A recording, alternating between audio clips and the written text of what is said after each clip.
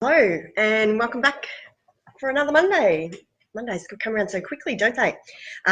Good morning, everyone, and a few things to show you today. I've got a few cards and things, and then just a few little tips for how to use the Stamparatus with the cross-stitch Christmas stamp set. So I thought I'd show you a little bit that, probably for if you're at the beginner end of using your Stamparatus. Okay, let's get started with some cards first. I've got one to show you now. This is a bit of a funny one because I'm very, very, very late with one of my birthday cards. It was even too late for a belated birthday card, so I thought I'd just do a big oops. Now, this card features the wood textures pattern paper. I love this paper. It comes in a 6x6 pad, and you get heaps and heaps of different wood grain textures, so all different sort of colours and shades of wood. Some different ones on the back. There's a couple with tree rings as well. It looks lovely. Really great for all those masculine cards that we always seem to. I don't know about you. I never have enough of them in my collection. So I've just cut out the letters with the large letters size. So this is quite a handy set to have in the stash. Bit of an investment, this one. It's pretty dear, but yeah, quite handy. It's a nice sized letter. Good if you're doing like a name for someone on the front, or yeah, I did a dad on the front. You can see that on my blog if you have a look soon. Good morning, Christy. Good morning, Kayla. Yeah, so we've got some nice big letters there. I just sponged the edge of the P because that one was a similar colour to the piece that I'd put behind it. Another thing I've used on that card is the braided linen trim that's coming up in the holiday catalogue. Holiday catalogue starts on Wednesday, so not long now, a couple more days, and then it'll be all set to go. Now, when I unpacked this ribbon, I thought it looked a bit boring. I was like, oh, why did I order that? But I think I've just about used half a roll already. It's lovely, lovely texture, great for all those sort of masculine or textury type cards. So that was a nice one too. Kept it nice and simple, and then I just stuck them on with the glue dots. Okay, so that's that one. My Father's Day card was very similar to that, except it just said Dad. Another one I wanted to show you. Oh, I've just realised because I cased this one from one of the people on the artisan team, and I've forgotten to write down their name. So I'm going to find the link, and I'll pop that in the comments. But this one here was using the vase die, and I can't remember the name of this set, varied vases. And the artisan lady showed us how to use the punch to make a wider pot. So she's poked it in, and I thought that was a good little tip. So I'll pop the link in the comments to the original card. Morning, Maria, good to see you. And you can see that one too. And then we just coloured in our flowers there. That tufted embossing folder has been a popular one at class. We've had lots of people using that one. It comes up really nice, looks really elegant, I think. So that's that one. What else was I going to show you today? Now, I'm just going to show you a Christmas card that I made last week. Oh, and Denise too. Got lots of people this morning. Good morning. Hope you're feeling a bit better there, Denise. Getting up and around. This card here was from our Christmas blog hop that we have every Wednesday night. So check along every Wednesday night. We've got the Heart of Christmas, if you'd like a bit of Christmas ideas. And then Tuesday nights, we've got the colour creation. So lots happening in blogland at the moment. So this one now, I don't know if you can see that. I'll have to put it a little bit closer, but it's called Cross Stitch Christmas. And all of these little bits are made up of, yeah, like little cross stitches. This is about as close to sewing as I get, I think, just stamping it on. I'm not too good with the needle and thread. And I thought I'd show you how I use the Stamparatus to make this, line this up, especially if you're making a bunch of cards. Okay, so let's have a look. What I've done first is I've grabbed out a piece of cardstock, and I've cut an oval about the size of my tree out of it. And then I ran it through again and cut a second oval. I'm going to use that as my little template thing on the Stamparatus. I'll show you why I'm going to do that in just a second. I didn't do it the first time I made it, but it's just a handy little tip. Now, I'm not sure if this is going to work because I'm going to just hold this up in front of us, but we'll see how we go. So Stamparatus is here. I might just take this plate off actually so I can not poke myself. Okay, got the Stamparatus here, and we're going to pop the little template on so we know where we're positioning our things. I've wrapped a little bit of washi tape around my magnets. And remember, don't put them near each other because they'll snap together and break, and then we'll be sad. So make sure you keep them yeah, a nice distance from each other. They're fabulous, strong magnets, but they're also quite brittle, so it's easy to break them if they get together. Anyway, so that's my little section there. Now I can put my oval that I've cut and just pop him into that little hole. Let me just move my magnet so he's holding that in place. Okay. And then I'm ready for my first tree. So let's find what I've done with the trees. I'm getting myself in quite a mess here this morning. What have I done? Here we go. So first one I'm going to stamp is the tree that's got the densest cross stitching on it. And another thing I found with this one is when you're doing the two, not the decoration stamp, so there's a little one here that just does a bunch of little teeny ones. But when you're doing these two, the first time I did it, my greens were a little bit too similar to each other and it was hard to tell the difference. So good idea to have some different ones there, like a lighter and a darker shade. So I'm going to just pop that on about where I think he's going to go. So we'll hold him on there and then bring my plate down. Now I'm going to do that off camera so that I don't drop him everywhere. But once you've got him positioned, bring the plate down. Okay, squish him down, and then when he comes up, we'll have our little piece. Okay. All right, so that one's ready to go. So I can ink him up. I'm going to use the Pear Pizzazz if I can find what I've done with it. Yep, Pear Pizzazz. I had my old plates on this morning. I think this is I must really get the hang of those, little whizzo things where you can turn your camera around and have the little surface going. So anyway, let's ink up that Pear Pizzazz one. Okay, and he's ready to stamp. Make sure my oval's positioned well. The magnet back. All right, pop him down, give him a press. Now, the first time I did this, what I did was I flipped the plate around, and then actually that would work. I know what was the problem. The first time I did it, I had I had this circle. I had the bit that I was cutting out in the middle, and when I flipped my plate around, the Christmas tree was going to be on the back of that one, and then it was hard to press. But actually, this will work fine. I don't actually need that other oval. Okay, we're making this up as we go along. So now I'm ready for the next one. So I grab out my next tree. And this is the tricky bit. Actually, I meant to bring my glasses with me. I forgot those two. This is the get the glasses out bit. Because what we want to do is line this one up. Now, I don't know if you can see that tree there. But we want to line this one up on top of that so that, and get our little cross stitches lined up. So a little tip that one of the girls in my team gave me was just to look at these couple of little rows at the bottom that help in particular. So let's see if I can get that in place. Probably not under pressure, I would say.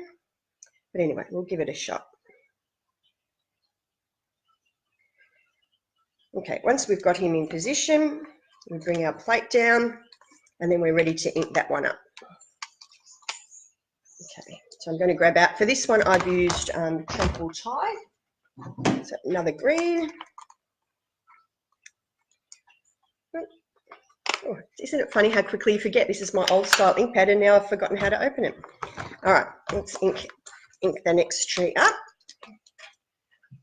So this is one of those ones you want to have a little fiddle around just to get it positioned, but once you've got it in place, then you can just make a whole batch of them once you've got it. So we'll stamp that and we'll see how it looks. I've done it in a bit of a hurry, so it's quite possible that it's going to look not quite lined up. Not too bad. Anyway, so then we've got our second layer. Now I'm going to take this plate off. We'll finish with that one for a minute. We'll pop him over there. It's probably a good idea to give him a wiper because I've got a bit of ink that's gone around the place. The chamois is good for that. So just give him a little wipe, get some of that ink off so I don't get it on the furniture. Okay, and our lucky last is our little decoration one. And this one's a little bit easier, I find, to line up. So I'm going to get my second plate. We can come in from the side if we like, from that one. And then once again, we just place this over the top, get him all lined up where we want him. Okay, and then bring our platform down, and we're ready to ink. Okay, so this time around I'm going to use the Poppy Parade. You might find that it takes you a couple of goes. This is sort of one of those degree of difficulty slightly higher stamp sets. So I've got him red, I'm just going to give him a stamp, and then we've got our decorations on our tree. Now you can sort of have a look and see how you're lining up, Scott. If you're a little bit off, you can adjust your stamps. But once you've got it all set to go, then you can just whiz through and make a whole batch while you've got it set up. So it's sort of worth doing that work to get it all set up on the Stamparatus on the plates, and then you can whiz through and make a whole batch. Okay, so that's that one. I'm going to have another card made using that one on my blog on Wednesday. I thought I might try for some non-traditional colours while I've got it all set up. So we'll see how we go. The beautiful paper, I forget the name of this one now, but it's a nice one for backgrounds too. There's a couple of nice papers coming up in that holiday catalogue. Okay, now last thing. Oh, hang on, I've got one more thing here to show you. Another thing coming up, not a Christmassy thing, but it's beautiful in the holiday catalogue, is this paper. What is it called? It's called Frosted Floral. Now, I don't know if this will show up on the screen, but it's got just a really lovely sheen to it. So it's just got a bit of a shimmer. Probably won't show up, but just a beautiful sheen. Now, there's some very florally ones with lots of different flowers and lots of colours, and there's some beautiful muted ones as well. This one's got a little touch of like I think it's macaron green to it. Some just gorgeous colours. I can't wait to really have a good play with this one. I've used a couple of sheets so far, but I think I like just about all of this pack. It's just nice to have that nice nice shimmeriness to it. Gives it a little bit extra something. What else have we got in here? A couple of other ones. I like these ones. I like these ones like this. Now, this week on our Colour Creations blog hop, we're doing crushed curry. So I'll show you just a little simple card I've got. I've got a busier one, a bit of a stepped up version on my blog on Tuesday night, so keep an eye out for that. This was the just super simple one though, with just the crushed curry. And I saw this bit with it. It's just a really pale grey. It's got that nice sheen to it from that pack of paper. And I thought it just so simple. I just love the paper, so it doesn't even really need too much. I've just added a little greeting there and left it at that. So I like paper that just does all the work for you. It's quite nice. Stay tuned. Tuesday night I've got a bit of a more elaborate version of that one. Okay, last bit of news for today is Stampin' Blends. So we've got our beautiful, I've been testing these out for a little while and I love them, the Stampin' Blends. So I've put mine in a little pack here I got from Daiso, just one of those cheap little A4 sort of holders. Keeps them all nice and flat. You do want to store them flat, not upright. So lots of different colours that we've got now. They come in, well, they're a high quality, they're a dual tip marker, so they've got a brush end at one end, oops, and then they've got a little fine tip at the other end. Okay, and each one comes in a light and a dark, nice firm fitting lid so that it keeps them from drying out.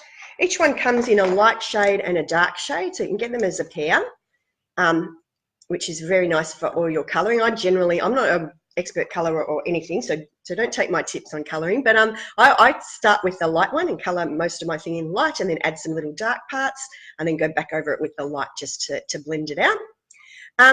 They're alcohol markers, so you want to use the Tuxedo Black Memento ink pad with them. So stamp your outline image with those and then get colouring. Now, I've got a few people coming to class who have been interested in starting a bit of a blends collection. So I thought I would offer a blends club.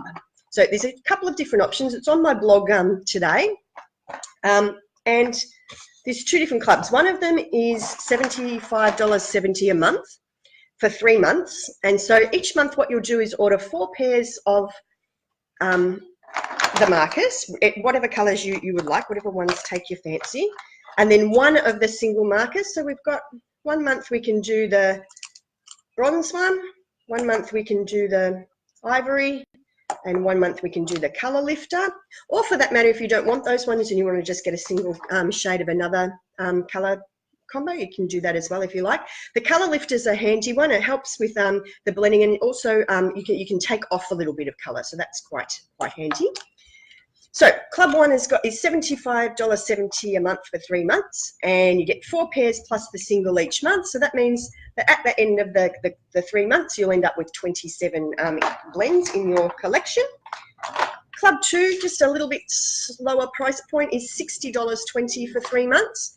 And each month you'll order 3 pairs plus one of the singles, and at the end of the month you'll have 21 in total. So each month I'll send you through, what have I put? A little gift pack. Some of the things that might have some shimmery white cardstocks, nice for blending on, some white, the thick and thin, so a bit of a cardstock pack, some embellishments, and particularly I'm going to look out for those ones that you can colour with your blend so you can make a matching embellishment. So it will send through a little surprise each month. I'll give you a special host code that you use for the Blends Club when you're placing your order, and we're all set. Okay, so if you'd like to join, just send me a message and I'll send you through the instructions of how to get started on your blends collection. We can get colouring. Okay, I think that's about it for this week. I don't know if this is my best one, really. I think my Stamparatus demo is a bit wobbly, but anyway, hopefully you get the idea. Okay, thank you very much. I hope everyone enjoyed their weekend and perhaps got to spend some time with the fathers in the world. I got to have a nice afternoon tea. We headed up to Seymour and had an afternoon tea with Dad. We took some brownies, so that was nice. Yeah, and then John, my husband, had a nice day too. We got him a new alarm clock, which is great because our last one was broken, but it's really bright. It was like having a night light in the room. This one's quite dim, so it's lovely. I think we're going to sleep better now. All right, have a fabulous week, everyone, and I will see you next Monday at 11. Thanks very much. Bye.